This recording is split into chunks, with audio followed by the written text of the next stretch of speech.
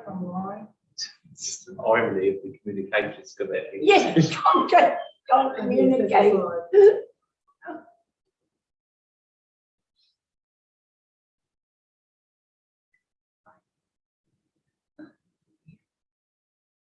How much delay is there?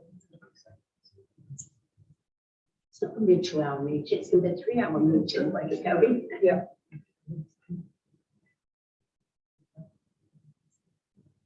I would just say so. That's not the one. Well, I'm going to It should start. be live. It looks. I'm going to start anyway. All We're right, timing yeah. up. Okay, once again, good evening and welcome to the 20th of January meeting of the Events and Communication Committee. Welcoming to the councillors, Councillor Sue McKinnon and Councillor Peter Wellen to the first meeting. There's a lot to get through this evening, so we're going to move on. Apologies for absence. Any apologies? Councillor Roberts, thank you. Any declarations of interest? Before we move on, I will say that Valerie Watson-Brown from the Life crew should be joining us at some point this evening to discuss events, but she'll be joining us when she can. Minutes of the last meeting. Would anybody like to raise anything? You're ahead of the game there. Yeah, I am. Is everyone happy that they're a true reflection of the last meeting that happened back in November?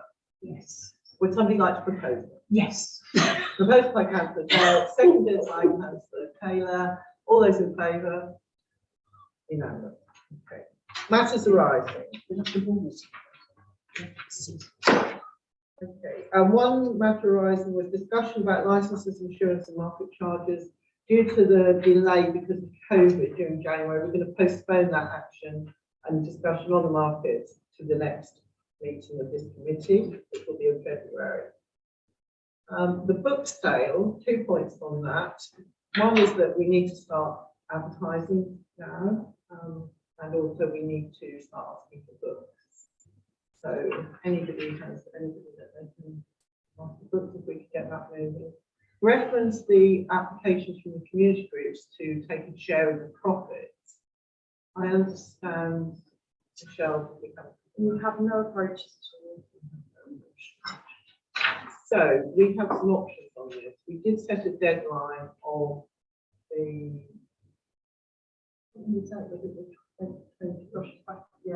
we set a deadline. So we could either extend the deadline for applications and publicise it more, or we could use the money on a community project, or if anything else, any other ideas. Now, any ideas?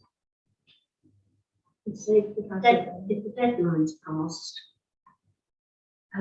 if you advertise, it's going to be running into the next one. So could it not be used for a community project, which is back into the town? So it is being used in the town. Money's staying in the town.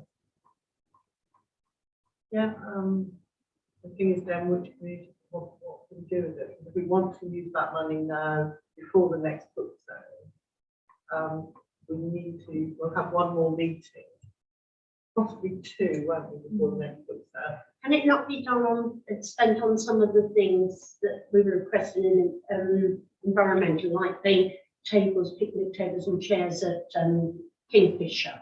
I think was one of the suggestions. Could it not be used for something like that? I don't know. Well, how about we, rather than put this forward in motion, how about we put this on the agenda for the next meeting, which will be in February. And between now and then, look at ideas to bring forward to this committee to spend that money on. So then that gives us the rest of February and most of March to actually get that purchased and in place. Is everyone happy with that? Is it imperative that we spend it for the next book sale, or can we roll it over if nobody's interested in having it at the moment? Because a bigger pot of money will be easier to use and more productive than a smaller pot of money. Because I'm cynical, you can look at it another way, where they put all that money, what they've done with it, why am I happy? You know, so you can look at it 2 ways. Yeah. You know. Councillor Taylor, then Councillor. I was inclined to agree with Councillor Dale. I think if you've got that money, if you spend it in advance of the sale, you can say, this is what the last book sale provided for the community. what can you spend on? So if you spend it, sorry, and so if you spend it, what's stopping you taking a photograph, putting it there, this is what we spent the last book sale money on, you know, so that people can actually see that it has gone somewhere and you've got photographs, you know, you've got them in the doorway. Councillor Ellis and Councillor Tyler. I think at the last meeting we said that the next book sale March would be used for the Jubilee. Yeah. Is that right? Yeah, no, that's the next book sale, the money from the next book sale. So we're talking about the money from the one we've already had. You can't carry that over. Is that what we?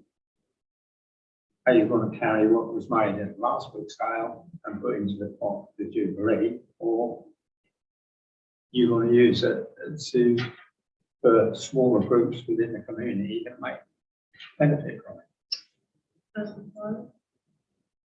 I think all I was going to add was, I mean, it's new things, new initiative. These things can find a way of working around it, which should be hung up on. If we said we would spend on community projects and we were trying to find a way of spending that money for the sake of it. Because I think, quite frankly, people will not really care. It's more the events, it's more the community involvement. And you know, we've got a pattern coming up, which is going to include the whole community. And at this stage, I think it's fine. But of argument's sake, the money that was raised will put towards this on the big community events and send to the next one. Because as this matures over time, and people get to understand that there isn't available, so possibly, I think, how this works, we can be a bit more refined, if that's the word. So, you know, I think carrying it over, put it into a pot and say, okay, what is a community event which we use it for? Which is on the agenda. It's a good one because everyone's involved. Councillor Taylor and then Councillor. Yeah, I was just going to say, I think that do what you suggested and carry it over to next month's agenda, where it's actually its own agenda item in its own right, to have this kind of discussion of decisions, you know, moving appropriate. Yeah, I was just going to say, I think I've got no objections to spending or rolling over. I've got no fixed views either way. But I think if we're spending it on something to enhance the community, it should be something extra that we've not already planned to spend council funds on. I think otherwise it just looks as though the council were going to do this. They've now just raided a different pot of money that the public have provided rather than use the money provided from the council tax. And I don't think that's fantastic, really, and it's not the best way of doing it. No, I take that we're already going to do the benches, so yeah, Well, you should say that, because we've got something else to discuss regarding the Jubilee, which but could we put that as an agenda Yeah. item for the next meeting? So I'm still going to Master Horizon. We've got creative arts. We were talking about exploring the outdoor films. You know, the possibility, and we've not had any luck so far, but the cinema days are now in, so that's right. So that's Master Horizon. We'll move on to public participation. Okay, so item 6 is the emblem competition. So you would have seen in the pack this emblem competition rules and regulations, which has a Taylor. I'll open that up and if you might like to make any comments. I could, 4 age range is brilliant, but does that mean there'll be 4 winners or 1 winner out of 4? In the prizes, it says the overall competition winner, so there'll be an overall competition winner, and then you'll have a winner from each category, and then a runner-up from each category as well. Yeah. It's fully explained. Yeah, you know, it was more to do with what was going to, whatever the, not explaining very well. If there were 4 chosen winners, like one for each category? Are all 4 emblems going to be used, No. or just one? No, but Okay, it's I didn't literally pick that one up. explained in the prizes. So on the first line, it says the overall competition winner will receive a commemorative trophy and have the honour of Hartpury Town Council adopting their design as the council's effort for the Queen's Platinum Jubilee celebrations. Then a winner from each category would just be presented with a commemorative trophy or something along those lines. And then runners up in each category would get like a nice little post that say at the second or third, depending on their placement. Because clearly an 18-year-old is going to produce a more detailed piece of artwork to a 4-year-old.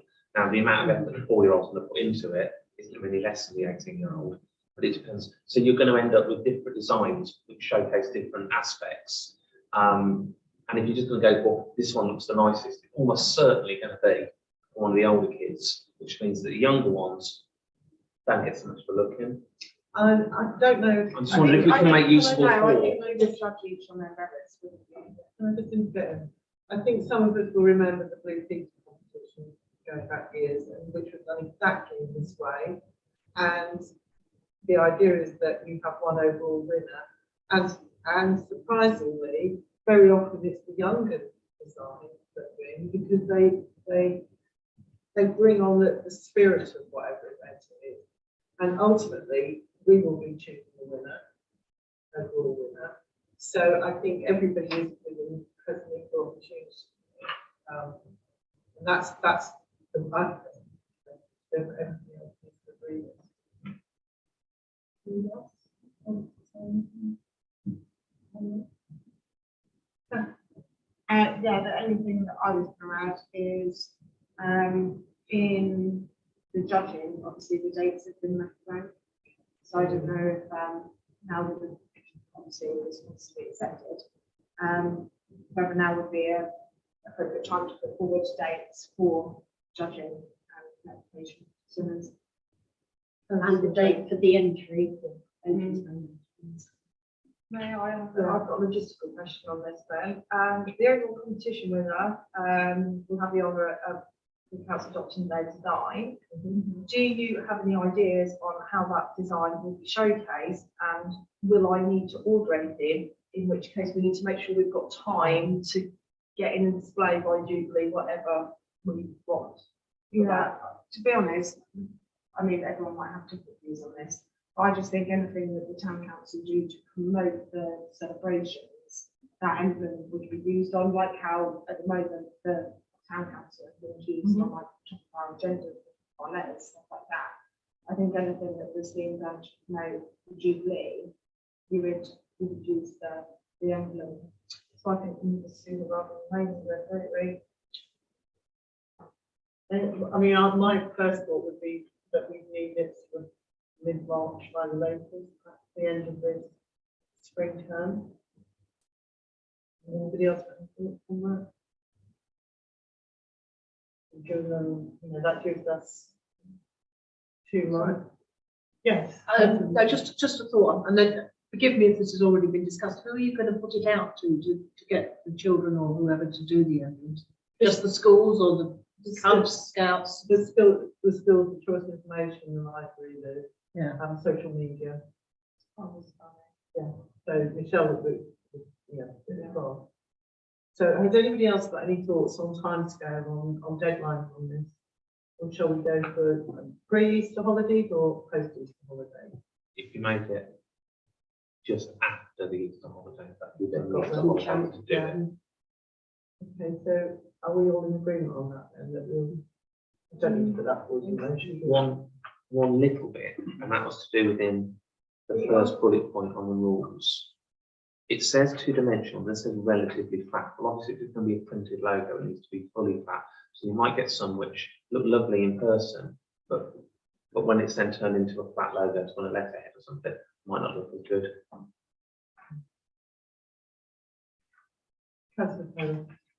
Yeah, that can be an amendment if felt necessary. I was just looking at the dates for the Easter holidays, and obviously they're in April. So the Easter holidays run from, the schools will break up on the Friday the 1st. And the Easter holidays run from Monday the 4th until, I think they'll go back on Tuesday the 19th, is the Monday of the Easter Monday.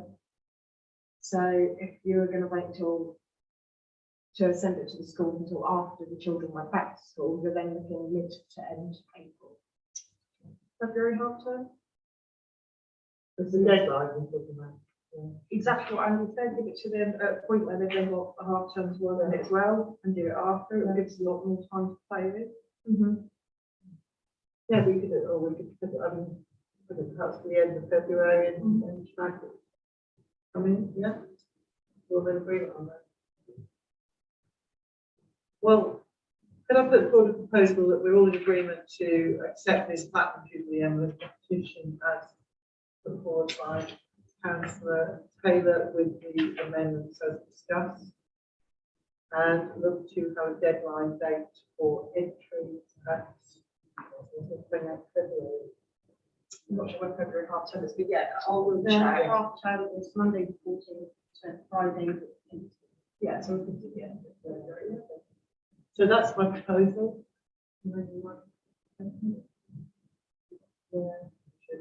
And all those in favour? So now we come to Attleborough Matters and Community Newsletter. Have we heard from Barry? She's not waiting, she's not in my waiting room, right? Okay, so at the last meeting, we discussed this community newsletter, and it was left that Michelle was going to go away and have a look at costings, and she's included in our pack costings, and she's got lots of sample papers to show us. If you'd like to pass these round, they just give you an idea of, because we were talking a lot about quality, weren't we, and wanting it to be, I know Councillor Wellington said about able to go through a letterbox, and also not look too cheap but be affordable. So they're all the different ways that we quoted. So the printed sheet that you've given us, you explained to me that this is what we would get in the different quality paper. Yeah. So, and also on there, so we've got the print quantity and the lead time, meaning deadline. Copy, yeah. Yeah, we've also got the two options that we discussed. One was an A5 stapled brochure, but then we also touched on having A4 folded, which would obviously be a lot cheaper, but less room. And probably that we could put the records. Councillor Should be. I would suggest it be written paper. Yeah. Yeah. If we went very forward, that means we. Yeah, the heavier and the stronger it is, the better. Because especially with the bottom letter boxes, you know. Now, we've obviously seen it where we've had leaflets like, you know, farm foods or pizza, vitamins gone through their boxes completely and sort of screwed up and shredded. They are difficult. So good quality, you know, sort of things. That's a question about the centrefold. Yeah. Is that folded by the publisher? It's a lot to hand fold otherwise. Yeah, no, these are fully inclusive prices. So there's a few things apart from the quality of the paper that we need to discuss. One is that we discussed whether this should be a monthly, bi-monthly, quarterly, whether we should perhaps do it for 6 months and see how it goes, and then drop to every other month. So I'm open the floor. I don't know if it's not even said on the microphone, paying attention. The one sheet, is that double sided? Yes. And we also discussed, there was also as part of the action, black and white versus colour. I think we've moved on past that now. All of these companies quote based on the colour, so colours given. And you got any thoughts on moving this forward as a monthly edition or a council spending that? I think frequency depends on what we're doing to it. Yeah. But also, given lead times, etc., you can't put anything that's too recent, and you've got to make sure that you're advertising stuff in advance. So we need to have a clear idea of what's going to go into it. Now, I don't know if there'll be enough to do an 8-page booklet every month. I'm not sure whether we'll be able to fill that. I agree. Just bear in mind out of that, one would be front cover, one would be back cover. But I do agree with you. I will say that those of you who've got friends in local villages will see the parish funds that they receive, and they are a client side, and they are always full, and they are monthly. You know, so there is plenty of content, not just from us as a town council, but opening it up to, for example, local clubs and communities, sports clubs, anything you want to put any notices in, events coming up. So you already, as Michelle said, you've got a front and back page for, you have probably the inside back page for it, forthcoming events around town. So you're already 95 pages before we start thinking about approaching those businesses or advertisement. Thanks for the Yeah, I was just going to add on that and just say, as well as obviously any events that we're doing, any events that are being held by the community, you've also got consultations, so whether the town council's doing those, we want to advertise them, or whether it's Thames England, or whether it's Hatched. I mean, there's all of these opportunities now arising while so much is happening in that area.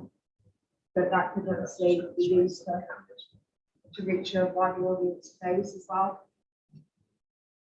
One thing I would suggest is that maybe if we could have a small working party working on this, we could possibly liaise with Michelle and between meetings. So if we bear that in mind, but should we go through this one by one? First of all, are we going to, well, we need to start with one anyway. What time scale are we looking at the first edition? End of February? We think? Now, what I would suggest is that I think the idea of a working party with content is a good idea. I think already from our other committees on the full council, there's been a lot of discussions that from, well, you know, if the newsletters agree, that could go in there. That's already been said a number of times, so I don't actually think we would struggle with content this time around. I think obviously February is quite close now. Our next meeting would usually be the second Monday of the month, ordinarily. I know this is Thursday meeting, so that's the 14th. I mean, to be fair, maybe 4 weeks is long enough, and I think maybe actually the 14th we could present if a working party was agreed tonight to look at the content and to put something together for agreement. It could be agreed at that agreed meeting to be published. We have to bear in mind the time for printing. So if we went for the 14th, and some of these, we have to decide which one to go with, but we will look at about 10-day deadline price printing. Then they've got distributed. So I think if we, first of all, if we have some volunteers, I'm sorry, It's just a couple of questions. One was on distribution method and distribution costs. The 7,000 is a lot too, for us to go and deliver. And the second was presumably these need to be created in a particular way. Now I've made stuff for to send to a commercial publisher before, and it's not as straightforward as write something on Word and get in print. So have they specified how they want it done? Do we have the right software to be able to do that? I'll just take Canterbury and I'll go to Michelle. All I was going to say was, you know, add a word of caution. I've been involved in this, trying to do these things in the past. It can happen quickly. They never do.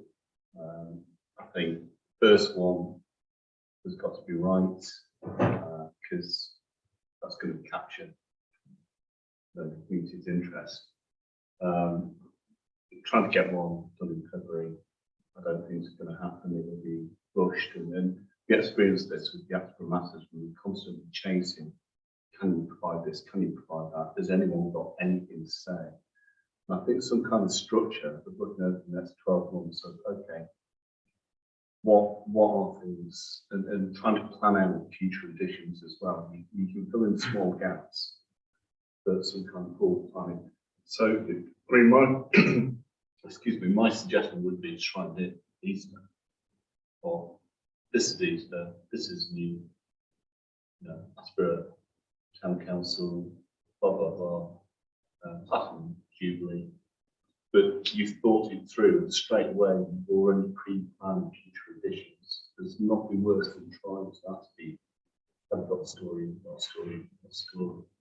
So if we can do February, that's fine. I'm just putting a bit of caution in there because even though we're all enthusiastic and think, yeah, that's great, no, well, it never really works like that. Worst, what we don't want to do is set something.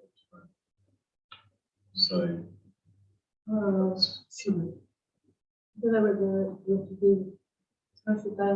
It's just when I'll just answer the questions. Yeah. That was supposed to ask. So following from what Councillor Tyrers said, I think if we tried before the year, at least we would have time to do it properly. So people, and I think if you get them once a month as well, and if you like me, oh, that again. You know, so I think if we did it quarterly and get it right, it's much better than rushing it and doing too many, I think, and getting it wrong personally. Okay, I haven't got the prices for distribution. We haven't used Royal Mail for so long, we've closed our account, so I'll probably note another one. But off the top of my head, it was around £500 to £600. So, For the 7,000. yeah, so don't quote me on that, but as a ballpark figure, that's more or less what we're looking for, which I didn't think was unreasonable, because at least with Royal Mail, you know, it's going to be reliable. In terms of your other question about formats, I have used a couple of these companies recently. One was to design birthday invitations and one was to do the Christmas cards that we did for Africa. And they're actually, I would say, quite helpful and quite used to people that don't know what they're doing. They will take PDFs, they'll take a JPEG. In the case of the Christmas card that we produced, we couldn't quite get the image to be the correct size, and they've got teams that you can phone up and will sort it out for you. So yes, it is a lot of work, but they're not without support. As you upload your images, you can actually ask them to proof them for you, so you can sort of throw that over a little bit. What I will say in terms of my concern is who is actually going to produce this. Is this going to end up with me? Because I can tell you that I've done these things before, and as Councillor Tyler says, they're enormously time consuming. I did a party invite lately. It took me over 6 hours just to do one invite. So I think that is my concern, is who is going to manage the production of this. And I would support quarterly idea, because I think it is going to be a lot more work than perhaps we think. The danger of doing, oh, sorry. One of the things that was brought up about the quarterly, which I'm listening to, is Councillor Ware said in his professional capacity that there's a lot of people who don't have social media who need communication. Yeah. That you hear that. So this is again something we need to bear in mind. Also, we only have a small budget, and we don't spend all our budget on this. So that's another thing to think about. So might I suggest that we get volunteers to address all these issues? Anybody like to volunteer to be on the working part for this? We forward. Not available. No, I was actually going to come back on that, if that's okay. And I was just going to say that I think before we look at the volunteers, which I would be more than happy to put myself forward for, but before anyone signs up to it, or we ask anyone to sign up to it, I think there needs to be a clear understanding of, or an agreement of how big, how often, so that they know what they're signing themselves up for. I mean, I'm not worried about the commitment, but I'm sure. I think it would be better if those things, there was a bit of clarity before we ask people to sign up to it. So, we come to propose Yeah, is that okay, we're postponing the system, and we can go to Valerie. So she's joining us to discuss possible events, through the library group. I hand over to you. Yeah. Can you hear us, Valerie? I think you're on mute. Can you hear me now? Yes, thank Yeah. you. Yes, Welcome. okay. Thank you very much for joining us. Sorry, I was intending to come, but I've got some family things which need sorting out, and I've ended up the babysitter. Yeah, Thank you for joining us anyway. So I think Councillor Lane is the chair of our new events committee. We're going to be doing some work on an events calendar for the year, and I think councillors in general were really keen to find out a little bit more about how you could help us, the logistics of how that works. And I know you said dates are booking up quite quickly. So if you've got any ideas of what might work for us, I guess it's all very new for us, isn't it? Have you shared the presentation which I sent over to you? Did you pick up? I haven't got the presentation. You said you'd lost it. I You've thought I'd lost sent your it to you again. Oh, no, wait, is that today? No, that was when we were last discussing this Breckland latest opportunity. Right. No, I didn't realise that was the same presentation. Sorry. I don't know if I can share. Can I share with you? Share screen. could you perhaps give us a brief outline of what Breckland are offering, what ideas you think might work for us? And I understand that you get very booked up in advance for assisting. Financial implications to us as a town council. Wonder if you can help us on that. Yeah, well, I'll send it over again if you can't find it. But there's two things going on here. First of all, we've got a 2-year project working with education across Norfolk and Suffolk, and it's a funded opportunity to support the hospitality and tourism sectors, which includes day visitors, so people coming into towns, helping to promote the towns and high streets as a place to visit on the tourist trail. So it's something called Vaney.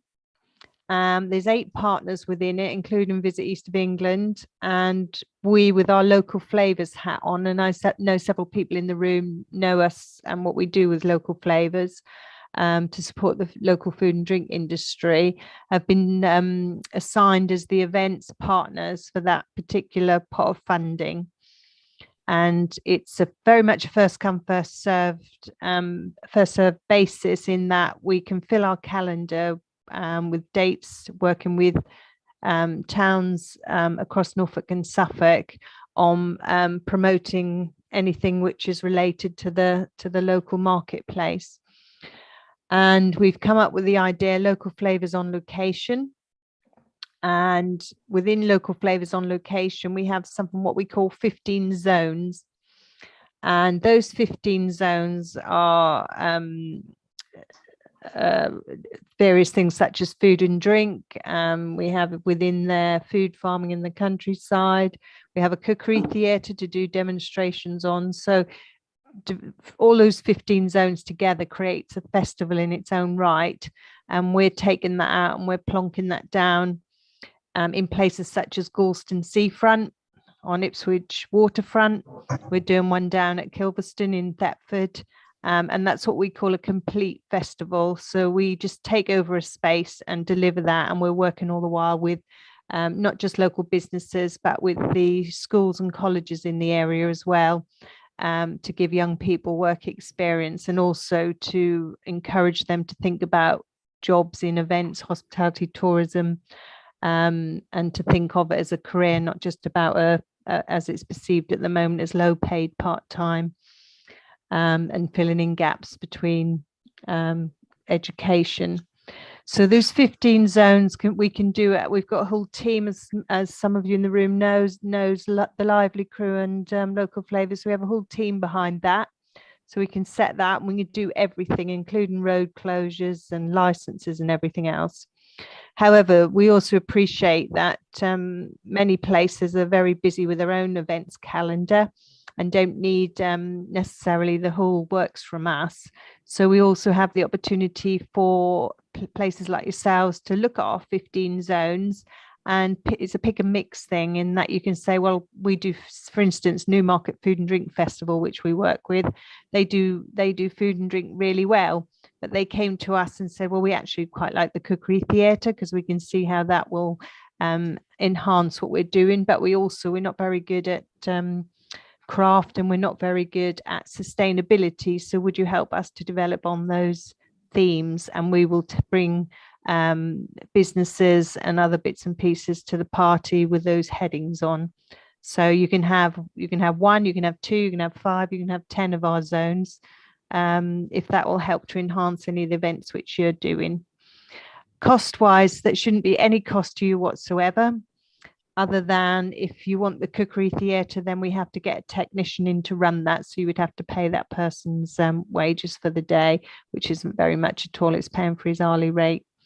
And the cookery theatre has video and audio on there, so it's in effect its own stage. So it gives you quite a good presence straight away. So that's what Local Flavours is all about.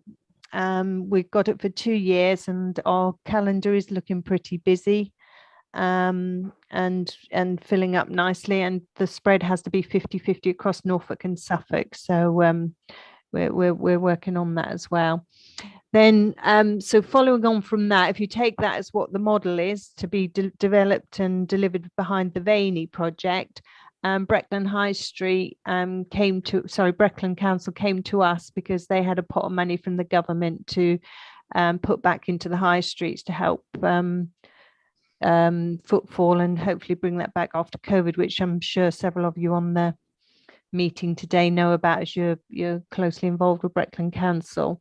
So we've decided, because it's become to us so late, we're just going to focus on March when it's a bit warmer, hopefully, and do one event in each of the 5 market towns using the Local Flavours on Location model. But we want to also have a bit of a focus on sustainability, and in particular with those councils who perhaps have got that on their agenda, whether it's removing plastic bags or getting people to walk into town and such like. We hope to get some of the local businesses involved with this push and take Local Flavours on Location into the high streets to help promote that subject, plus any other zones within there which get picked up and want to come along with it. So that's it in a very nutshell. I will send over again, if you haven't got the PowerPoint presentation, the details, but I spoke to Michelle about potentially having a date in. We penciled a date in March, which is for the Breckland thing, but I can also, as I've got 2 years worth of this activity, can help you if you want some help with some of your other events as well. That's lovely. Thank you, Howard. A couple of questions. You said that you can you have people, you bring traders in. So are they local to our town or are they from across the country? That would be my first question. And how do you liaise with the local businesses in that the retailers in the high street, for example? We wouldn't want to upset our retailers and we would want to include it. So no, not at all. We so first of all, we know that most towns won't have absolutely everything what we've got local. Obviously, we go to the local businesses first. Our databases are enormous through years and years of building up databases and running business forums and running local flavors. So we've got plenty of people on our contact database. They will all be local. But if we have a hole because we can't fill it with somebody local, then we will bring someone in from Norfolk or even potentially Suffolk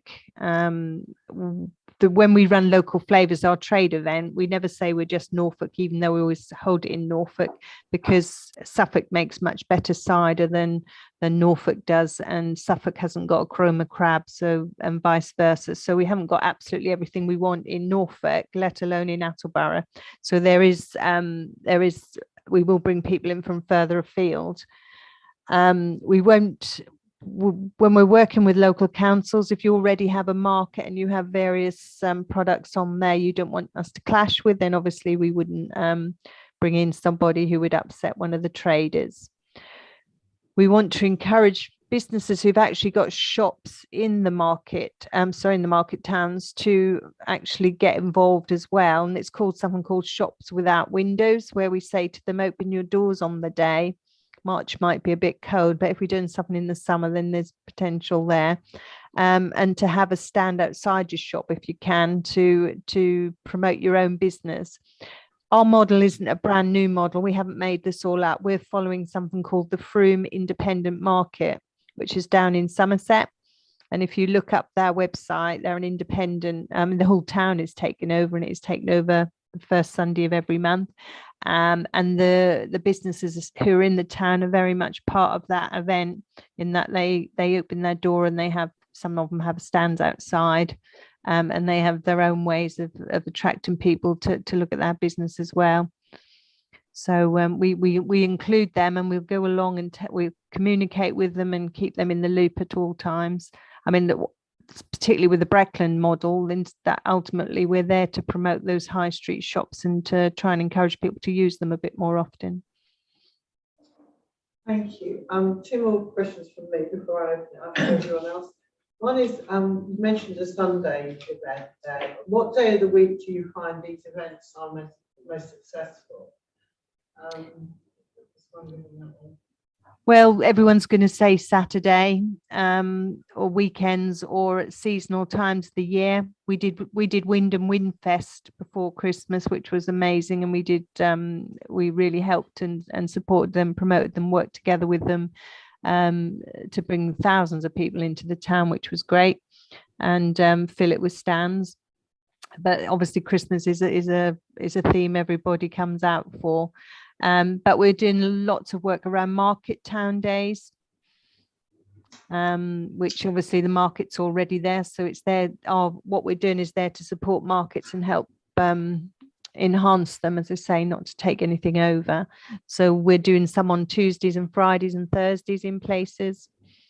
We're doing Easter time, which is seasonal. It's every if we're piggybacking off of someone else's event, it's already there. If we're creating new ones, then they tend to be on a Saturday because they're a full on festival. That's lovely, thank you. And just one more thing from me. What about marketing and publicity? Do you take care of that? Yeah, well, we hope that we can develop marketing materials, names, and everything else. So we've got the Galston Seafront Festival, which we're developing with the bid group over there. We've got Thet Fest, which we're actually developing with the Thetford Business Forum. The forum are sort of helping to drive that. So we work with you to come up with a title. We don't want to clash with anything. We can produce we've got our own in-house design people, so we can produce the literature. We do loads of social media. We have the most enormous business databases, which we find very useful to push messages through, because for every one of those businesses, they've got many employees who work and live in the town. So we find that a very useful tool. So we've got plenty of, we're doing it for years and years and years. I won't tell you how old I am. But that's what we're about. We're a communications and events company. So there's plenty of facilities our end to do that. What we do ask the councils is, if you've got newsletters, or you've got social media, or if you've got a website, is that you just support the event by mention it wherever you can. That's lovely. Can I ask if there's anybody else who'd like to questions? Or Councillor Smith? For the local companies that you engage, do they have to pay a fee to do that? The first year we've heavily subsidized it. We do charge them. It's like 10 or 20 pounds. And the reason we do that is because we don't believe in giving things for free, because people, if they've got something for free, usually don't turn up. But some people, the startup people, don't get charged at all. We do charities, we support local charities and social enterprises. They don't get charged at all. The chefs who go onto our cookery theatre don't get charged at all. We're hoping that some of our events will stick. Some of the people working with, like Galston, for instance, want something which is going to be longer term. At some point, when the funding runs out, they're going to have to pay for themselves, in which case there will be charges for the stand holders and such like. But anybody in town won't get charged. Thank you. Anybody else? Thank you. Hi, Valerie. Sorry. So going back to the market day and our conversation we had, which I obviously forwarded to the councillors, I was really pleased that we were able to pencil in a day that celebrates our first return of our makers market. And they really do need some help with building an audience. And I know you said it fits with your sustainability theme. Do you have any ideas at this stage, or was it a little bit early, what that day is likely to look like from your involvement, what you might need from us to help organise that, if anything? Well, first of all, what we need to do is understand what space is available to do it in. I mean, I assume it'll be around the Queen's Square, which is pedestrianised anyway. Yeah.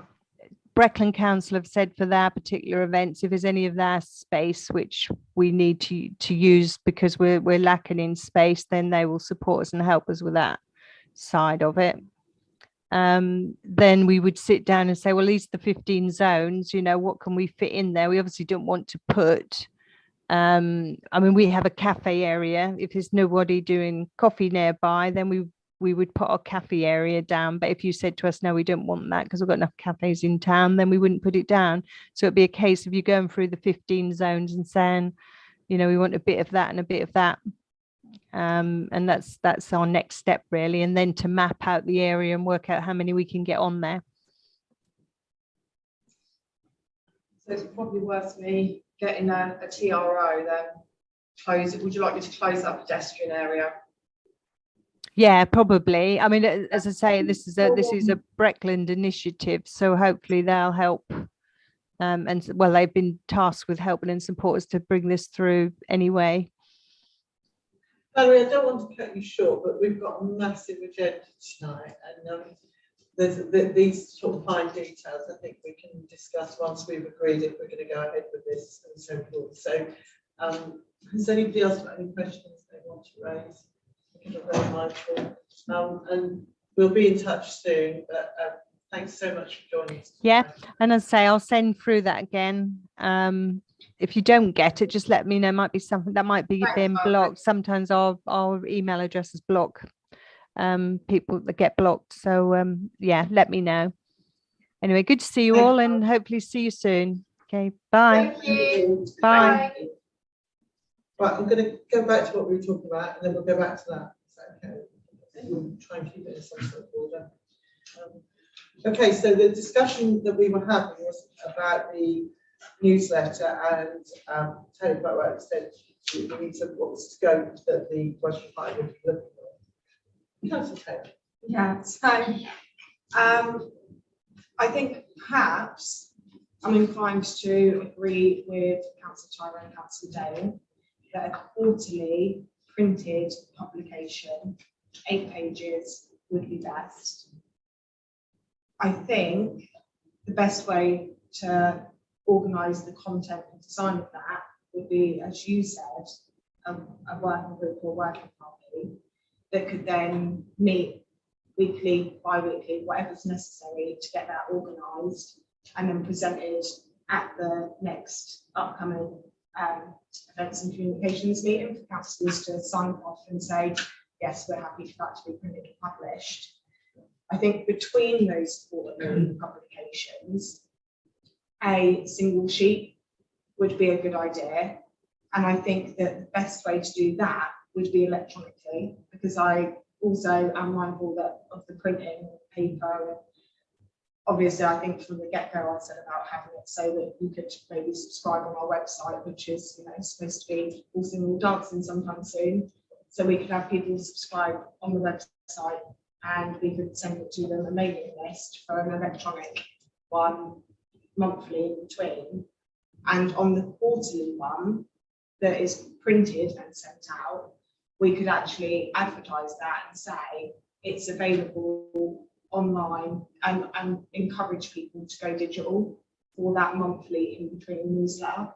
But I think a printed publication quarterly, we can revisit this further down the line in 6 months, in a year, and see what's worked and what hasn't.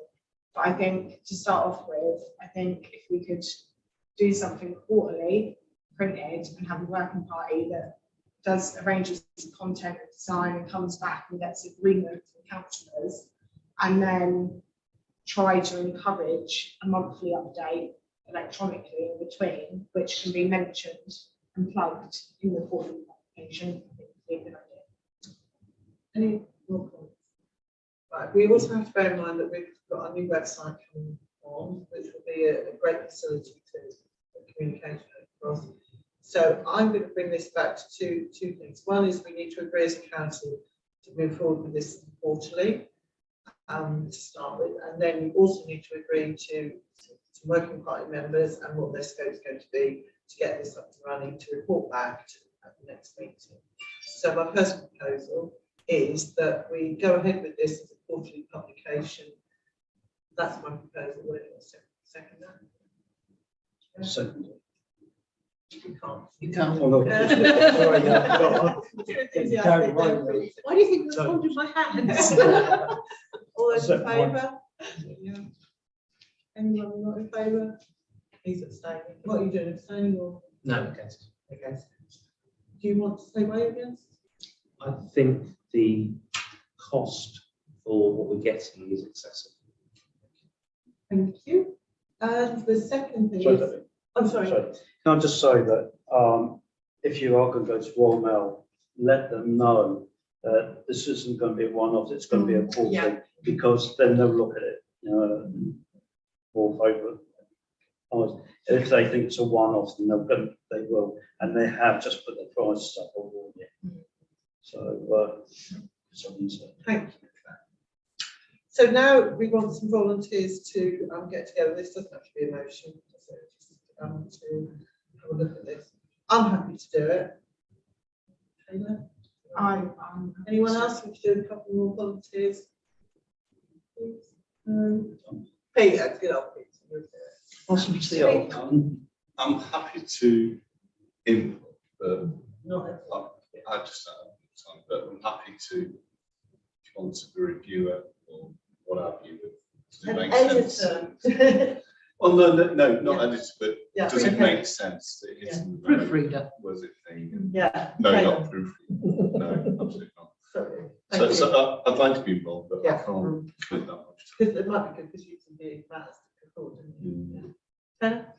Yeah, what I was actually going to say is it doesn't necessarily, because they've not, because all of they're doing is organising the content and the design. They're not actually got any approval to anything that would be presented back to the committee. It doesn't necessarily just have to be councillors. Yeah. So if myself and you are happy to go, yeah, okay, and Peter are happy to say, yes, we'll put some time into that. Yeah. We could also then say to members of the community, do you want to give us a hand? Like, Yeah. would you be interested in participating? And we can open it up a little bit wider, maybe just put something out on Facebook and say, this is what we're doing. Would anyone like to help? Sorry, I was going to say, I haven't put myself forward because of time commitment, but if I'm quite happy to come in when you're having it, if I'm free, do you know what I mean? Yeah, shall we say then that let's just set a time to get together first and I'll circulate it to us Okay, all. that's fine. Can I suggest that an early win is perhaps again the high school. Even if you say, right, every quarter you're going to get a page. Yeah. They'll do so. Because it links to curriculum and other stuff. Let me have a chat at home. But I think that's an easy win. Because that then gets the youth angle. And likewise It's with the different, it's sports different. stuff. Yeah, so it's part of communication. If we go with Councillor Tyler's suggestion of the first printed quarterly publication going out in the Easter time, that would give us plenty of time to now put the feelers out Well, in community and, groups as well, and, just say, and this is what we're engage doing. and say, would anyone like to be involved in the help with the content, with the design of this publication? Because let's be realistic, we've already talked about the time constraints that it's going to take. And if people are available and want to come along, they could be more than welcome to. But I think to have, 5-10 people round a table bi-weekly or whatever it takes, like to just have an hour or two organising the content and delegating, like, so you sort this, you do this page, I'll do that page, and know what they're doing. I think that would give us plenty of time. Yeah. And I think in the meantime, we could then bring it back to the next meeting and say, okay, so here's an update. These are the people that are going to be involved. Is everyone in agreement? Yes, lovely. I think the principle is, I know it's a town council publication, but we step back, which the mantra has been over the last 12, 18 months, is community led. Yeah. Let's step back and say, okay, this is what we're doing. We've got a database of community groups already. So it's not if this is happy and what have you, getting out there, this is what we're thinking of doing. First of all, what we think, how would it benefit you? How would you input into it? Have you any ideas that just capture that at this stage? And it might be that there's so much going on, after 6 months, it might go to a month, but we don't know. And the worst thing to do is roll before you can walk. So I think it's a cautious step. But get it out to the community, what we're thinking. How can it work?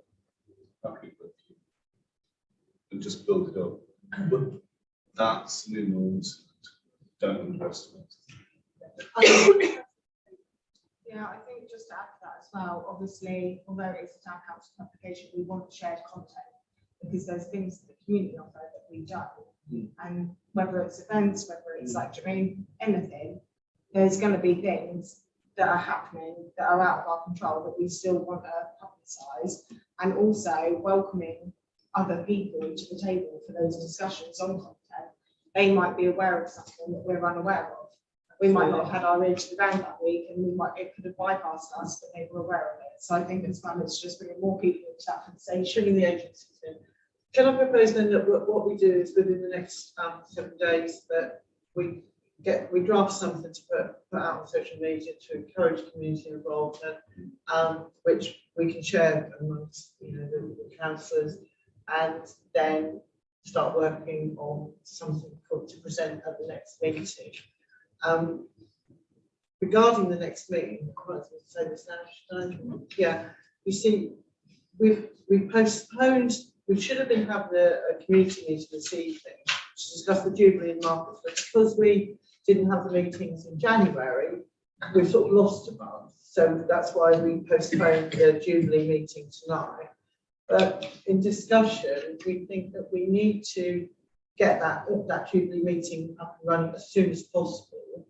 So the date we were proposing is probably the 3rd or the 10th period, up to the 10th. That's a bit further away, isn't it, from this week? So I was going to suggest tonight that we have a Jubilee community meeting here, and then straight afterwards have an events meeting, which the main point on the agenda for the next month would be the Jubilee, rather than it be a full events meeting. Obviously, we discussed this as well, but that was what we were talking about. So the actual time constraints of a week shorter than it would normally be. Councillor Smith. Yeah, it was just to say, have you given any thought to accessible versions of the language, large print, braille, etc.? I think that will be discussed with working party.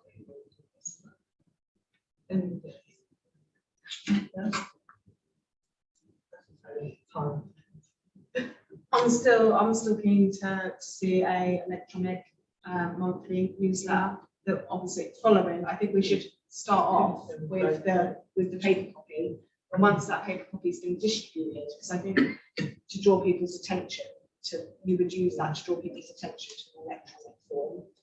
I think following that there should be in between those quarterly ones a monthly electronic one, even if it's just an A4 on the website. with the I totally agree. I totally agree, because it's back to what's the income objectives of that quarterly. Totally different from monthly one, because monthly one can be updated daily. This is what's happening in the town. So it's back to that structuring and thinking forward, and what are these media outputs putting out there? What's the purpose of what they're going to look like? Pre-plan them. Now, you rightly say, the monthly one's almost like a website updates every day, but you kind of formalise it, say, these are the key things that's happening this week. So I totally agree. That's what it then comes back to. Okay, who's going to do that to make sure we're on top of it? You start doing a monthly update, starts flagging. People almost want to input into it in the second week. So I think there's a bit of a very short thought process that the working group wants to go through. But yeah, let's do it. It's been lacking for years. My question was, who's going to be responsible for it? We can't expect the clerk to do a whole monthly one. She's got enough on her plate. She's doing her training and everything else. So I think we need to think it through carefully before it lands on the clerk's plate. Because the straw that breaks the camel's back. You know, I haven't got resources. you have to do it. No, this is why we need to think seriously how it's going to be done every month, if that's what. So this goes back to the community involvement, and I think we need to see what community involvement we can get, what volunteers would be happy to do it. In other villages, these parish pumps are run by volunteers, and that would be an ideal situation for us.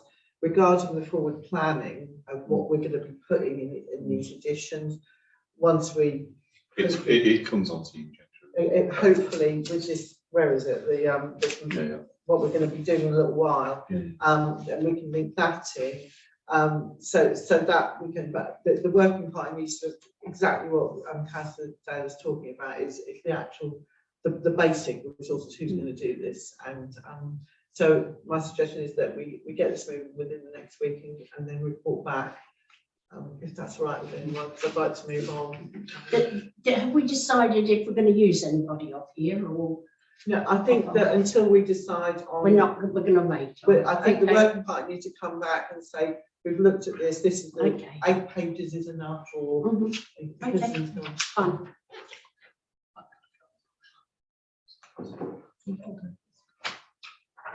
Okay, so we've done that. Councillor Smith has got his hand up. Oh, sorry, I've just got a question. It's about Barker's prices at the bottom, and they look almost identical, apart from the fact that one's £400 odd cheaper. But once there's 6 working days, the other says 1 working week, and that doesn't really seem much different for the sake of £419. So, any ideas? I asked Marcus for exactly the same information as I asked everybody else for, and that's what I got back. Fair enough. Okay, moving on Sorry, to, can I just say before you move on, I've got a proposal from you to drop social media within the next 7 days, get a working group together, but there's no second. sorry, in favour? Okay, now we're moving on again, Jubilee discussions. The Jubilee beacon, it was an action point about registering. I understand you were asking me about the beacon. Yes, sorry. So there was an action for me from the last meeting to register for the Jubilee Beacon. It asks you, you have to register exactly where you're going to be holding it. And it asks for other questions like, who is your town crier, bugler or cornet player? We know. Town crier. So we'll be having a town, we take. Is it all of them? Because they're all different ones, aren't they? No, I think they want to know. I think it sounds like you need to commit to one of the 3. Well, we've got a town crier. There's a bugler who does to the British Legion, isn't there? Don't know if they've We've had them for a couple of events. Yeah. What's the other one? Or is it cornet? I don't know. What was that? She plays that lady. So we can get a bugler in the town crier. We've definitely got town crier, yeah. Yeah. And location, I've since spoke to Adam Cossey, who said that there's been leaking my rec before, is that right? No?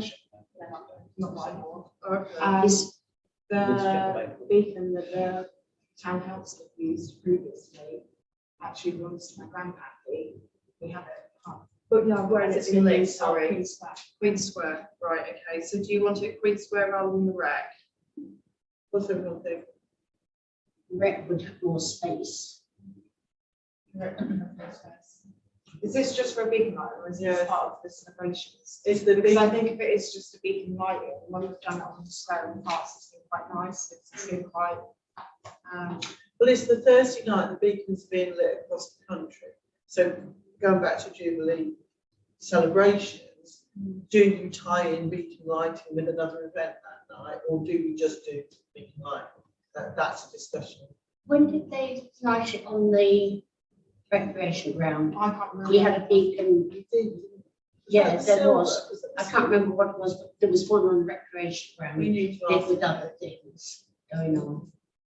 Thursday night's a bit more nice, but perhaps that might do it. There's a bank holiday, isn't it? I would say Queen's Square, just because I think if it's a Thursday, Is everyone I think happy with Principal? it'd be a nice turnout. Yeah, and I mean, there'll be, as it's a bank holiday, there'll be people milling in about in the pubs and stuff, won't there? So, yeah, that's not to say, if we've got to do this now, we've got to say, whether we want it, we're going to say Queen Square, and then we can then decide if there's going to be something like that, we'll decide to do something. And then the final question on that was, it then invites you to purchase we've definitely still got one, so we don't need to purchase anything. Okay, that was it for that, thank you.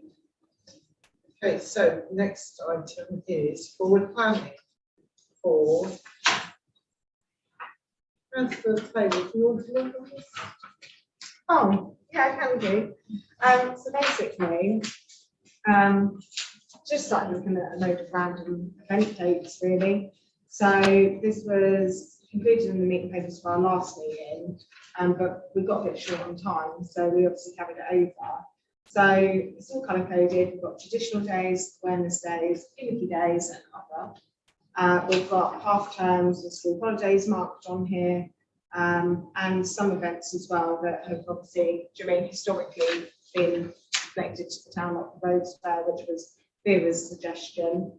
I put it on the date that it said that it was historically, because I googled it up and found it, and apparently that's when it was always done.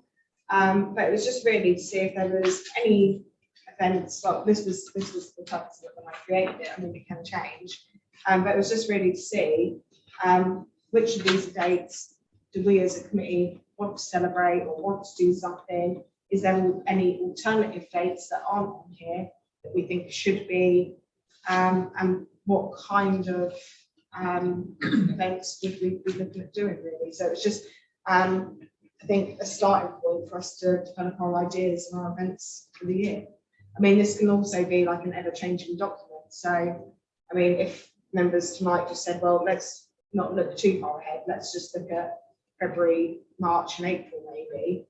I think, do you know what I mean? Like we could be more focused, and it could come back and be something that's a reoccurring agenda item that's built on, and things to head into, and also something that, again, we could put out to the community and say, well, actually, during here's the foundation of something. Is there anything that you like? And we can try and work around you. Okay, well, I think your suggestion of focusing on the first sort of spring months for tonight is sensible. We know the Jubilee, we're going to be discussing that anyway. A couple of things I'd say is we need to put on there the book sale, and that's 11th, 12th, 13th March. Are you aware of the dates for the cinema? You said that some of the No, the only one I know that's definitely a film being put on is in conjunction with Jubilee at the moment, so that's a bit further ahead.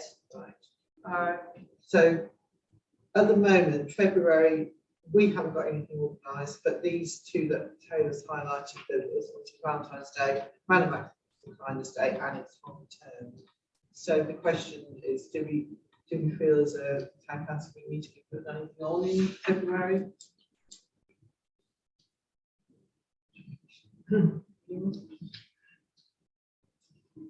it's quite short notice now, isn't it? It is. February is short notice now, but one thing I was going to say, just because I've just seen half terms on there, is I approached a family friend and inquired about a youth disco to see what the cost implications were, because I was hoping this can be to a reduced rate maybe. So I put the feelers out, and obviously we could see 3 votes if it was something that the committee thought would be beneficial for the community. But I think, or thought, a youth disco 3-4 times a year would be a good idea, maybe around half terms or school holidays or something like that. And so that it benefits everyone. I mean, hang on, let me just refer to my message. So I said, just off the top of your head, just roughly, how much would it be for a youth disco every 3-4 months, maybe something along the lines of 7 to 11s, 5 till 7 or something, 11s to 14s, 7 till 9, and 14s to 18s, 9 till 12 p.m. Something like that. We can obviously iron out anything else. And he came back saying that £200 would cover from 5 o'clock in the afternoon till 12 at night, which I said to my mum, is that good? Because you booked discos, and she was like, yeah, that's good. But obviously, if we wanted to get alternative prices, we could. But I think that that would obviously benefit from the ages of 7 to 18. And it's provision for the youth, which is often left out, especially those older age brackets, giving them somewhere to go and something to do, even if it's only every few months. So that was one thing I was going to put on the table tonight. Have you got any thoughts? About the older age group. Yeah. I like the idea. I think potentially running it for the older ones up until late midnight might open up a few behavioural problems. Listen, it's a good idea. Councillor Dale might remember this, Howard Platt's disco, Samson and Hercules and Norwich. And that used to be from 7:30 to 10:30 and up to the age of 16, and no alcohol was sold there.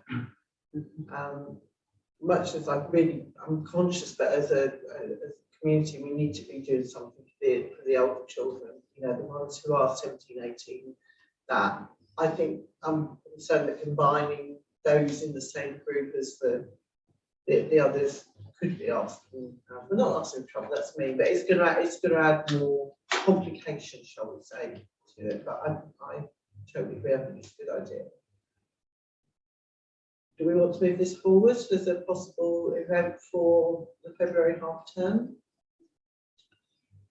Not necessarily February. The thing is, I just think I am mindful that there isn't a lot for the youth. I'm specifically mindful that there's not a lot for the older youth. Do you know what I mean? The children have parks. Do you know what I mean? I feel like there's more opportunities when they have Tuesday club or bits and pieces like that.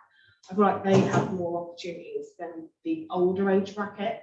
So I would be more inclined to actually focus on them and say, well, actually, let's do something for them rather than those younger ones. I think you'd have obviously no alcohol premises or whatever else.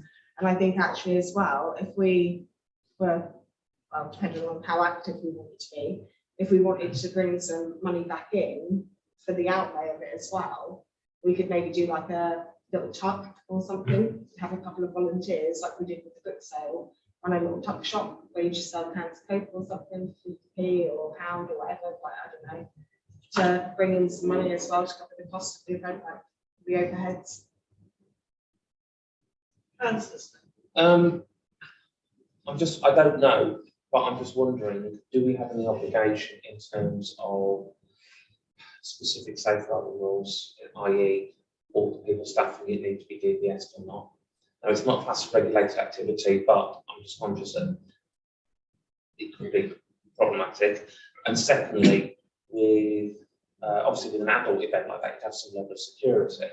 Now, I don't think you need that for a children's version, but we'll need to consider staffing and what would happen if the situation arose.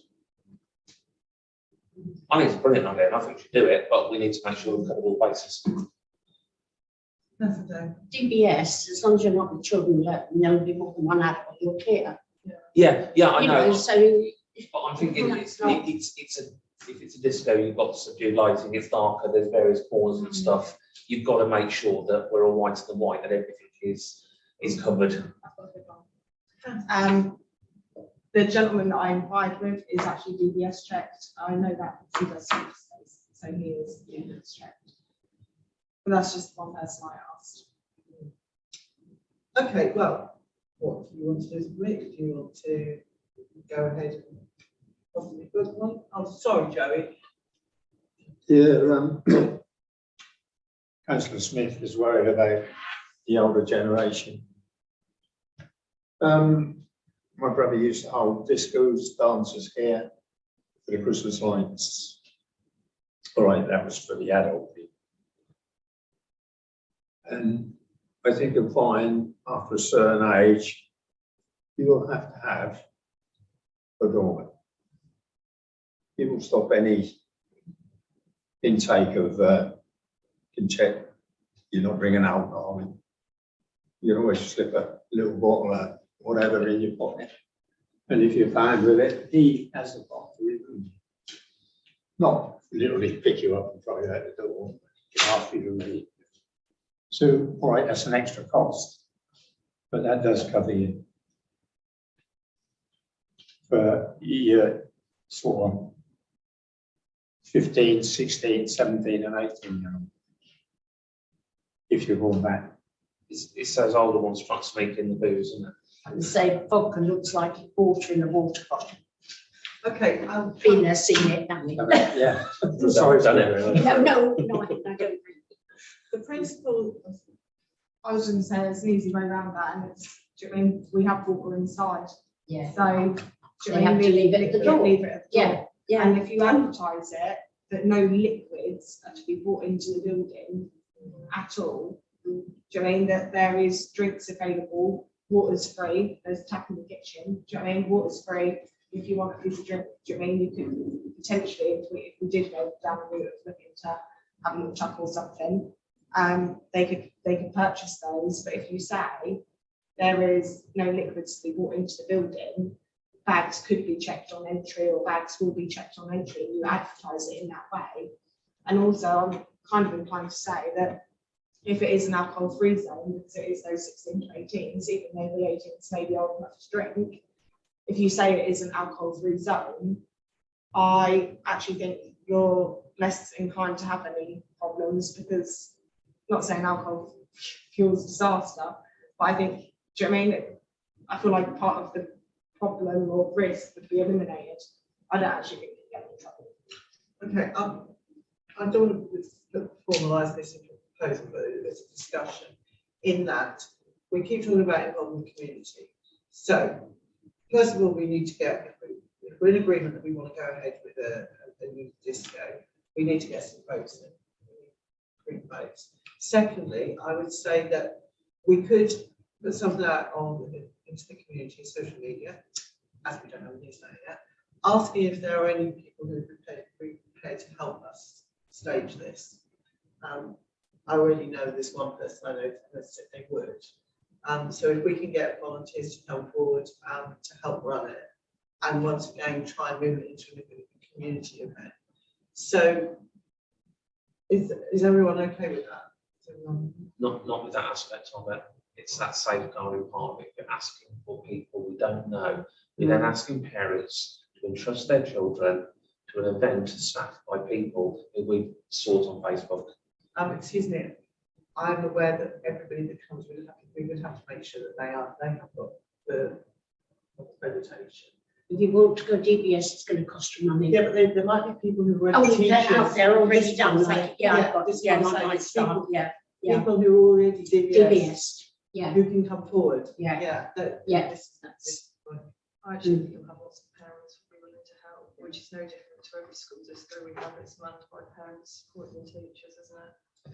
I think the issue that the difference there is it's the teachers with their own pupils. Here we're talking people we don't know. So when you've got it, I've run school discos for years and been at them, and you know all the children coming in because they're your kids and you know them. You're staffing it with PTA, so friends and parents. Whenever we would do them, the PTA would be put in particular places. The PTA and the parents, they wouldn't be allowed to be on their own in a room or in a section with kids. Any of us would suggest that you let anyone know. No, I'm not saying that. But the difference there is we know all the kids and the kids know us. What we're asking here is potentially for parents to send themselves to a council-run thing where they don't know who are the people who are going to be running it. You know, they don't know. It could be all of us. It could be people that we brought in as well. Potentially there could be an issue. I'm just thinking it's something we need to look into and make sure we've covered all the bases on it. Because what you don't want is something to happen and then we are suddenly at the centre of an issue where some lad attacks a girl. Councillor Smith, we're trying to push forward here an event for the younger generation. Many of us here have experience in education and safeguarding. The last thing we would do is be to expect parents to send their children to an event where they would be in danger, and that's the last thing we would be thinking about doing. And I'd like to try and move this forward so that we can get on with the rest of the agenda. Yeah, I was just going to say, I think when you look at any event that we look at on this calendar tonight or anything, because there's going to be events that children are present at, you could wrap it up in red tape and bureaucracy and we wouldn't get anywhere. I think we just need to apply some common sense. I think that is the best way to go about it. Thank you. So what I'm suggesting is that we do get three quotes in ready for the next meeting, and that we start to see if we can find people who would be prepared to help. If nobody comes forward with the proper accreditation, then we're going to have to look at employing people, and that would be a cost implication to add onto this. And so not every person would have to be DBS trained. You know, that as long as they're not left alone, you know, that's the biggest thing. I mean, and I know you're trying to get them, even at work, all my staff are DBS, but we never allow one member of staff alone with any group of children. You know, there's always two, so as long as you've got some DBS checked, or you don't even have to have that if you're not alone with children.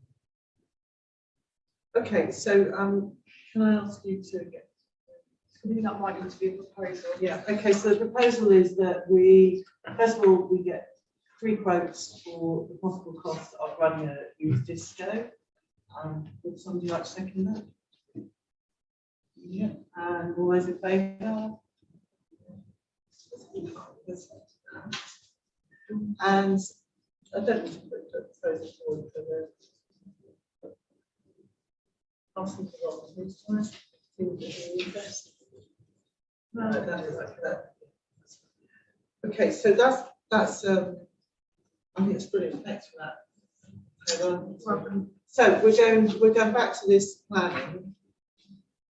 Anybody got any thoughts on the next 3 months? Anything that they'd like to see us doing? Or We have got the Monday crew on Thursday. so this thing, yeah, talk us through this. So you sort of sort something out with the library crew, have you? Yes, so the reason that's already penciled in is it's Gretchen's initiative, and she was given some funding and asked to call around 5 market towns. She called us first, so we got the first pick of dates, and she suggested that obviously this was about markets and bringing people into markets, and because our makers market, that's their first day back on that date. And in December I think they work really hard and they don't often get a lot of people through the door. So it would be nice to do it in conjunction with them, and it fits their sustainability thing to do it with the Makers Market. So what That's date as far did as you it's say? got. It's the Thursday, the 3rd of March, but penciling it in was as far as we've got with it. Yeah. Yeah, I thought that. I didn't know that for a spontaneous thing. That's quite nice to know, isn't it? Oh, that's good. So that's all, we don't need to get involved in that, that's all. I think at the moment I can just liaise and feedback at the next meeting if you like. Okay. I've got a thing that, what about Shrove Tuesday? We used to have lovely pancake recipe time. Anyone else think? I think pancake roast is Anyone else got any comments? it's on Tuesday. Well, it's because it's Shrove Tuesday. Traditionally, Shrove Tuesday. Tuesday, tends to be yes, it's pancake pancake day, isn't it? Yeah. We used to have quite a good. It's always been just at front of the house with the pancakes. So have we got enough time to get road closure? I don't, We could do it out here. Yeah. we're just on Queen Square. Yeah, just on this We little. used to run the main. Yeah, I was going to say, I don't think I'll be able to close No, that. no, we're fine. No, not the A11. Yeah. Yeah, I could probably Cross do the that. 11. I Yeah. put up photos the other day. Not very much. If not, well, I don't know, there's a pro and con to this, so I think if we were to do something in the town centre on that Shrove Tuesday, I think to do it at like 3:30 when everyone's on their way home from school, so they could stop on their way home from school if they wanted to participate, if you wanted to do like a, do you know what I mean, something with the younger children. But also, I was going to say, so obviously people would then be there already, and if it's more convenient for people to participate. I was going to say, if not, if we didn't want to do a road closure, there's an athletics track. I was going to say, How about this? That's just me, yeah. Liaise with Lidl to provide all the stuff for it around Lidl car park. I like the idea of car park, but the Local. idea of the sponsorship, like saying, do you want to do the donating, would be lovely. It used to be deadly serious. It was a race, a pancake race. You know, you flipped your pancakes in your van. It was I think game deadly serious. Should we, I don't get those. I think gamers would be good just for the fact that there's a track there. If it's a race, there's a track. And I feel like you can have like a beginning and end. You can put a flag on it somewhere. You don't have to do the whole lap. We could put a flag to start and a flag to finish. Great. I don't know what your thoughts are. I mean, Great Emblem, we did one on Church Street, and it's very similar to your emblem competition. We do little races in age groups. So you've got 3 age groups, children and adults. So you could stagger it. And do you do it on Shrove Tuesday? Yes, What after school, as you said, so we do it, it's normally about 3:45, so, and it's a turn up, bring a frying pan and a pancake, so everyone brings their own thing, and they do the, say, I don't know, preschools, and then the 5 to 7s, or, yeah. Do they get something? They get a certificate, so you just print it off. Some Jif lemon. And you close Church Street, right?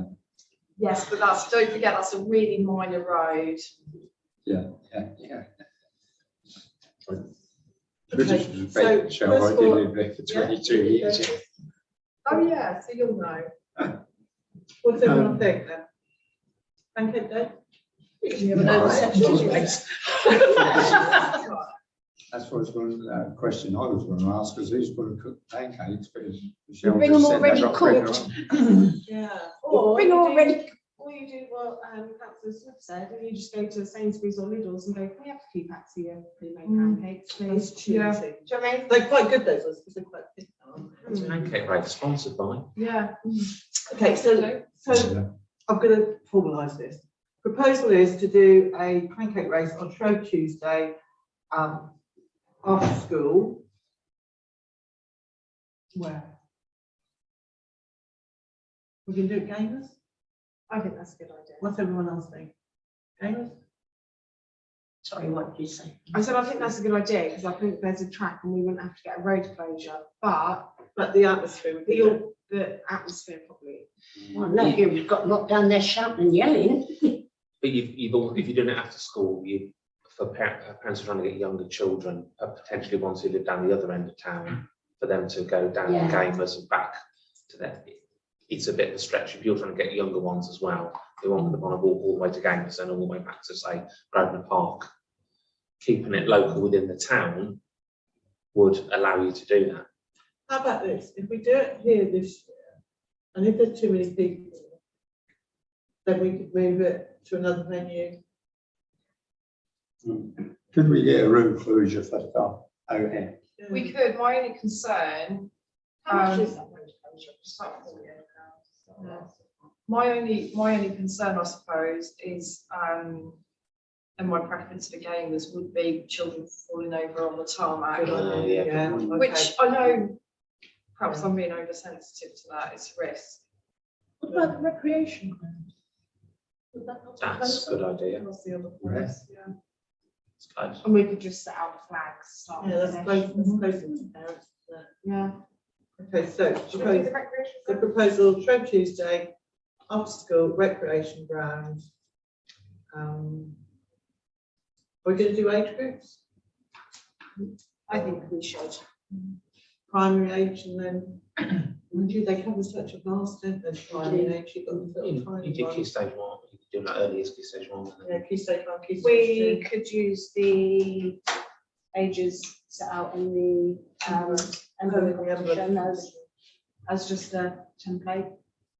Yeah, so we've got 4 to 7, 7 to 11, 11 to 14, 14 to 18. And I'm over 60s. what about those between 18 and 60?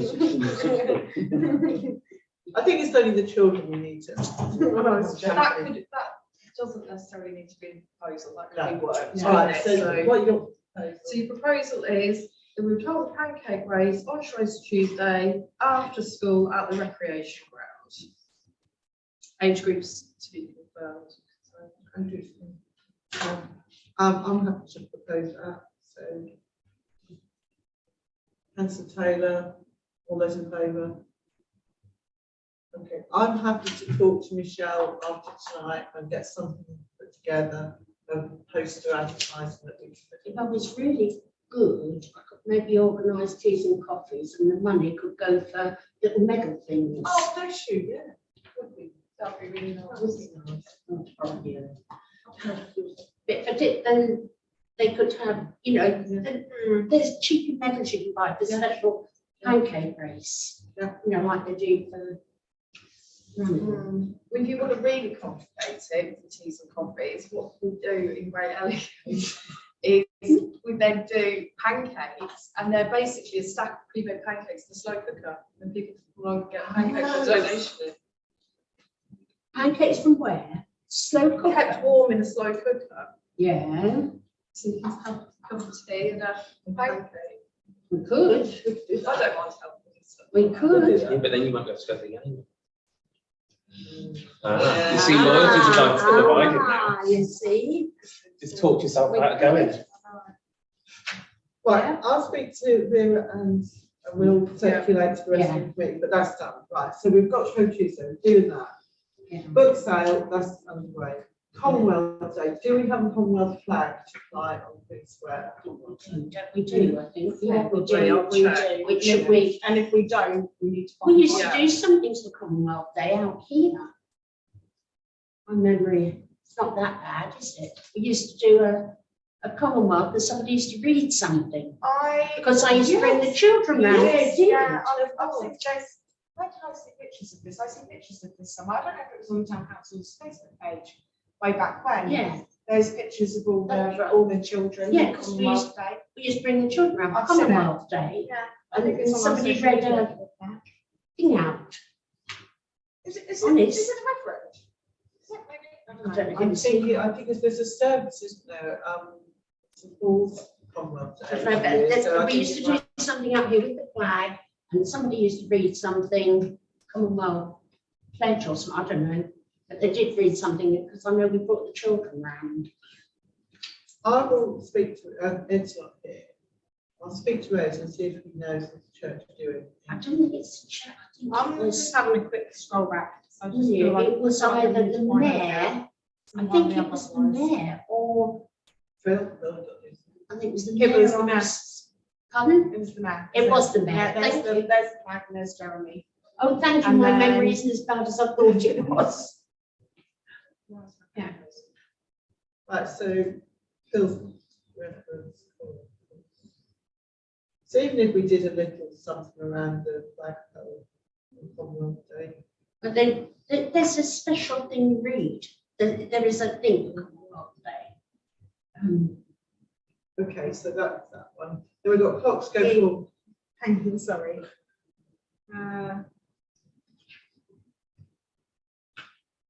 There you go, Vera, there's the kids. Thank you, I knew we did. Yeah. It's good turnout, isn't That's it? good, actually. Yeah, it'd be nice to see that again. we'll speak to Phil on that one and we'll get that organised. Then we've got clocks go forward, Mother's Day. And Rhodes Fair. I think the Rogues Fair was a good idea. I think the roads flare, it might be the right day, but there is not what I had imagined stocks, Yeah. you know, people in stocks. Needs to be a People, weekend, isn't it? it's too Or bank cold then, holiday. hot roast. People have trays of toffee apples and dragging you in. Yeah. You know, I just think it could be quite a lot of work. I but think- quite a good fun day. I think it could be, and I think that because of the historical link to Attenborough, I think it could be a very good idea. Agree, more of a summer event, and it could be quite a big event. It could be a weekend event. Catherine, Should we try to incorporate it into our Jubilee event? If it's on like a Saturday afternoon or something like that, make a day of it and it could be the focus of the Jubilee celebrations. Because I do think that is a fun day out for the whole family. Do you know what I mean? I feel like that could really be far reaching, something for everyone. And that would give us plenty of time to plan, because obviously, like Vera just said, you know, it would be quite I mean, personally, I'm large scale. my own views on this is I think that again, go back to the historical link, it'd be lovely to see it as an annual event.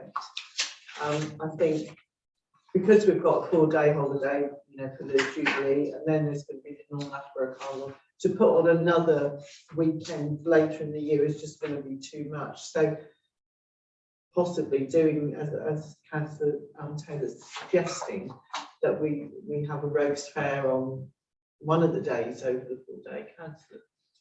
Oh, sorry. If anyone else wants to go first, let them go first. Okay. This is, I feel like everyone gets sick of the sound of my voice. But no, what I was actually going to say is, my nanny and granddad, I swear my nan's a little hoarder, bless her, found this, which is the Jubilee, the Golden Jubilee. So this is what the town done then. So they obviously done it. It was the Attleborough Jubilee Carnival Committee, and the Attleborough Carnival Committee done it, and they done 9 days of events, like 9 solid days, from Sunday the 26th of May to Monday the 3rd of June. And like I did take some pictures because I picked it up for my nanny, and they had, for their Jubilee celebration day, which was the Monday, because it's the bank holiday, they had the Dragon's Horde, which was like a battle enactment thing, which I think sounds a bit weird, but you know, something for everyone. They had Grey's Fun Fair, radio controlled cars, bouncy castle, inflatable slide, ball pond, face painting, an assortment of games. And then they done at the recreation ground, 12:30 till 2:30, they done a children's party. And then from 3 till 5 at Connaught Hall, which if we were going to do something similar, obviously that close at the moment would be the town hall, they done an over 60s tea party, which was free and just was tea, coffee, cake and music. And that was like, you didn't even need a ticket, that was just come along and join us. And then the kids party, they also done a red, white and blue dress theme that was optional, but I think it was quite sweet. And if you pre-registered to attend, then they gave you a commemorative mug. which I've still got a box of in my garage. And if you didn't pre-book, then you could buy one on the day. So like that. Yeah, so they have a little assortment of events. Well, So I that's think- brilliant, because we can go through that at the. And because I spoke to my nanny about it, and I think I said this before, she did say she would do like children's like party foods. She'd do the sandwiches and the jellies or whatever. She has already said she would do that and donate it free of charge if we wanted to do this party. So That sounds brilliant, that's really kind of her. So going back to the Rogues Fair and the discussion on this, do we have any thoughts on making that part of our Jubilee celebrations? What's everyone think? Any thoughts on that? You know, even if we do it for one day, Yeah. maybe one day this One year, day. one day, One day. let's see how it goes, and then obviously, you know, so we can cross through that, we'll put that forward for the Jubilee. Then moving on to April, we've got National Pet Month, St George's Day, we do have St George's Day, and National Gardening Week. So, what does everyone else think about any potential events that we should be doing in April? Any thoughts? We'll go very quiet. Okay, on the National Pet Month, one of the ideas that we brought forward was to have a pet show, you know, with a fun competition thing. I think April's probably not the best month to do that, weather-wise, and again, maybe that is an event that we can incorporate into the Jubilee celebrations. Nothing to do. what I was going to say, I mean, I might be wrong. I've got absolutely no idea because it just goes from being too cold to too hot. But I was going to say, what is the weather like typically at the end of April? Because I think it would be nice to keep some of them. Miles could be wet. Yeah, well, wet. The clocks have changed, they've got lighter, but Because I just think to keep some of them where they are. Do you know what I mean? Because I feel like the whole idea of it is because celebrating that it is National Pet Month. yeah. I think to keep it in April, even if you do it in late April in the hope that it's a bit warmer, or towards the end of the Easter holidays, maybe on Saturday or something, in the hope that, you know, kids are off school and they've been doing bits all week and their families are starting to struggle to find things to do with them because they're running out of ideas. Even possibly on the Easter Monday, because I feel like, do you know, does anyone have a social posting? I don't know. If you picked somewhere in the Easter holidays potentially to do something like that, that might be where you could then get the lively crew to add to it. So you could have a dog show and then get them to bring some other stuff to make more of it. Because I think it would be nice to keep it where, like, do you know what I mean, where it's Where it calendared is. for. There it is. Yeah. But I think that there's obviously a lot that could come out of that because I obviously below was some of the brainstorming, and it was like a dog and owners event, maybe like, do you know what I mean, go to like the local pet shops or stuff like that and say to them, would you like to be involved? Or, do you know what I mean, is there? Do you know what I mean? I don't know how they're to be involved, but there's room for them to be if they want it to be. And then also like the look-alike competition, I thought that was great because people do it. Well, I don't, my dog's like, especially while Molly's on the code of shame at the moment. So how about this? How about if we go back to the lively crew and see if they could do something themed around in the Easter holidays. sets and in the Easter holidays around that time, and get back to us with a possibility. That would be, And then you could set up your own pet show alongside there. yeah. Yeah, because she said about these zones. and where Yeah, they're yeah, themed. yeah. Is there? There is an animal side. Ah, So we could do something. So, do I have to get that? I'll do that, you know. Yeah. Animal zones. or- And anything else you can suggest to, you know, to encourage people down there. Yeah. Where are you thinking, games, right? I think gamers on the second They field. have to be games. On the second field, Yeah. Yeah, we're not, dogs aren't allowed on the road. Yes. supposedly. No dogs allowed. Yeah. On field at games. Yeah. Okay, so we'll get that one sorted. To St George's Day flag, yeah. National Gardening Week. Rather than Peter. Yeah, I know. What we could do, there is something I've done many years ago, was a plant swap. People bring plants along and, you know, swap them with, you know, other plants, you know, and if they want to make a donation, you know, they can do. It's done at the Gardeners World Live, Right. which I've never been to. I've had tickets for it and every time I've as a council, but yeah, that's one idea. Michelle, do you have the diary?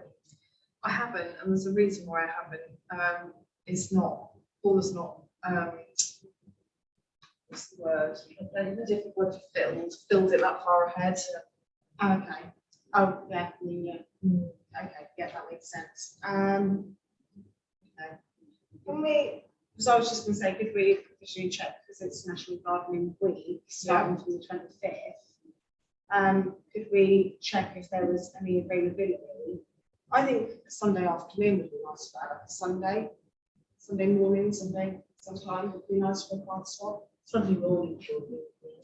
I've put if there's- midday Midday. morning Midday. because, yeah, it's like they're lying Sunday morning. don't they? 10 till 2, something like that? Yeah, 10 to 2. So that, Through the check, can I ask Peter a question? Do you mean plant swap and sale? So people have got extra plants, could they not bring them in? We could do both. Yeah, to do both together, because sometimes people. But what we can do is have one stand for, you know, plant sale, and then one for other plants which have been donated, Yeah. other people want to bring their Yeah. plant Yeah. swap. You know, it's, Okay, thank you. I've just noticed that the Sunday of National Gardening Week is actually the 1st of May. Yes. And that is Beltane, that's May Day. So I know we can't do a May Day celebration this year, because we've got too much else on, but that's quite lovely. So, Some people would question that 24th Sunday's the start of the week. no, because Scotland's on the 7th. You could get away with doing it on that Sunday. We could do it on the 24th. To launch National Gardening Week. Yeah. Yeah, I think that's a good All right, idea. so we'll say the 24th. Right, proposal is that we run a plant, what did you say there? Plant swap and sale. On the 24th of April from 10 till 2. Where? Unless you want to have it here because it rains, you're outside or inside. so I'm not upset, okay, so I go back making it too much in here. But yeah, no, we could have it in here. I've had it. We can have it on the square. Should we say, so we booked the hall for it? I think provisionally book the hall. Yeah. And then we have the flexibility to be inside or outside, weather dependent. Might outside, you might attract Yeah. footfall, but if it's raining, lovely in here. Yeah. Okay, so that's the proposal then. That's- Mr. Ellis, why are you asking a question? Are you asking a question? Yes, second. Yes, okay, all those in favour? Okay, so that takes us to the end of April. Do we want to go any further at this point? In the year?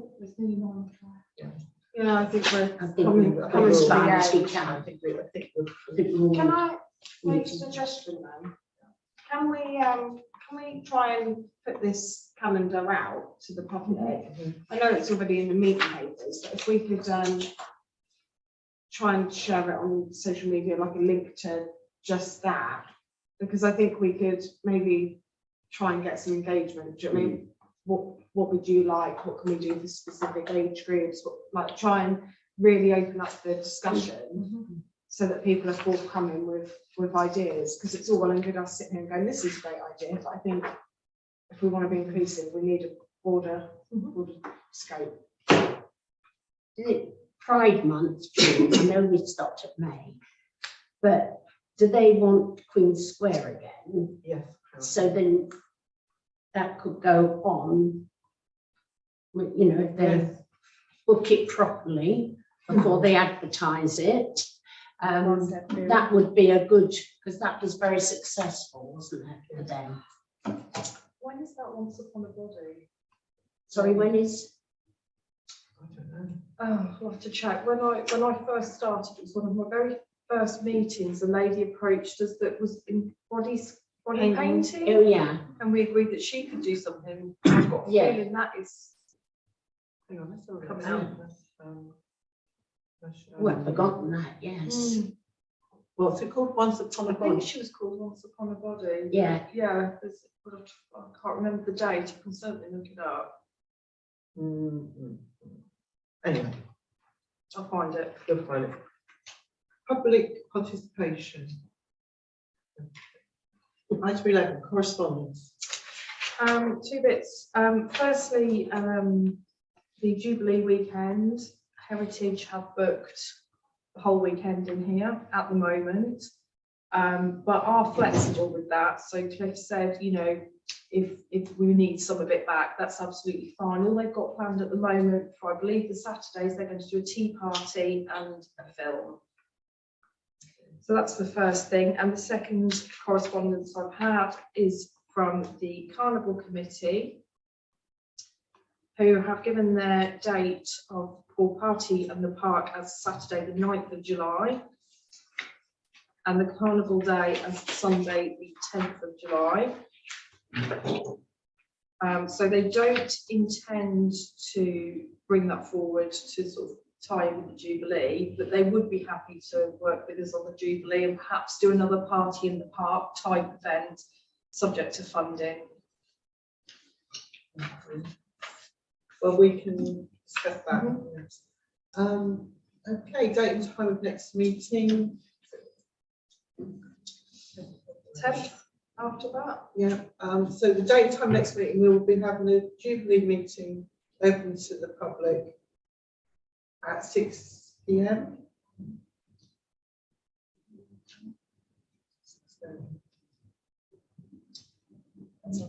Yeah, Doesn't it? and then at 7 p.m. we'll have the events and communications meeting with a pared down agenda to concentrate on the Jubilee. Any other urgent items? What's the date for that? The 10th of February. This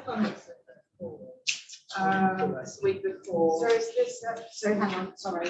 Just hang on. So on the 10th of February, Yeah. is that with the focus on the Jubilee? Yeah. So, and what time was that? 6 with the public, 7 committee. 6. I would like to declare the meeting closed. Thank you. And that's